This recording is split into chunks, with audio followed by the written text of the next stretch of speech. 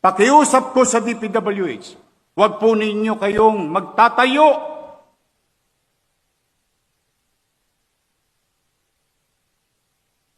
Huwag kayong magtatayo ng gusali o infrastruktura sa lugar na ipinagbabawal ng batas. Saan ka nakakita? Pera ng congressman. Pera ng taong bayan. Magpapatayo ng barangay hall sa bangketa. Kala ko ba tagagawa kayo ng batas?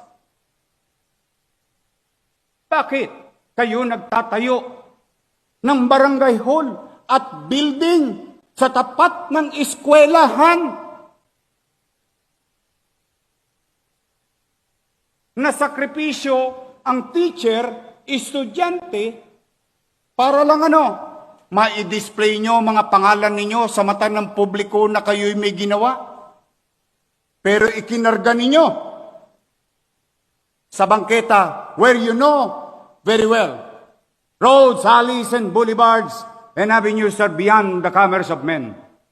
Naglilinis kami dahil kayo'y congressman, kayo'y siga, ni walang permit, ni walang construction permit, ni walang building permit. Subukan niyong gawin yan sa harap